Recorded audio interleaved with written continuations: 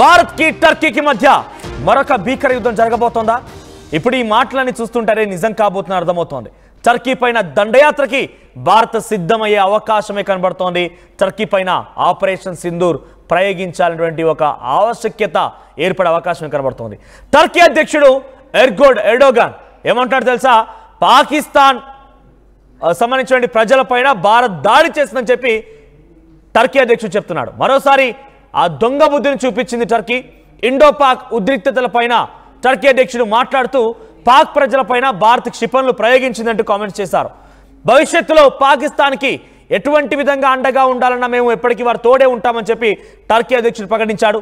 ఇప్పటికే పాక్కి డ్రోన్లని క్షిపణులని టర్కీ అందించింది. అయితే ఆపరేషన్ సింధూర్లో టర్కీ సైనికులు కూడా మరణించారు. టర్కీ దొంగ బుద్ధి పైన భారతీయులు ఫైర్ అవుతున్నారు. అయితే బాయ్కాట్ టర్కీ నాదంతో టర్కీ వస్తువులను బహిష్కరిస్తున్నారు.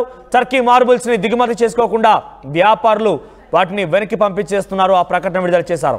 సో టర్కీకి డ్రోన్లు ఇవ్వడమే కాదు, పాకిస్తాన్కి టర్కీ డ్రోన్లు ఇవ్వడమే కాదు, ఏకంగా డ్రోన్ ఆపరేటర్లు కూడా పంపించేసింది.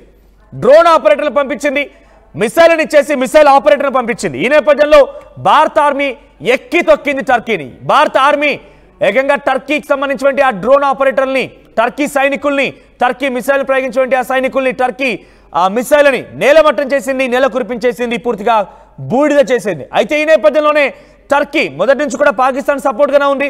మీరు గమనిస్తే ఇంకా యుద్ధం మొదలు కానేలేదు. యుద్ధ విన్యాసాలు కొనసాగుతున్న ఇరు దేశాల మధ్య. మన రఫేల్ యుద్ధ విమానాలు ఇండో పాక్ బార్డర్ దగ్గరికి వెళ్ళిపోయాయి, ఎల్ఓసి దగ్గర వెళ్ళిపోయాయి. అటువైపు నుంచి వాళ్ళ ఫైటర్ జెట్స్ కూడా విన్యాసాలు చేస్తున్నాయి.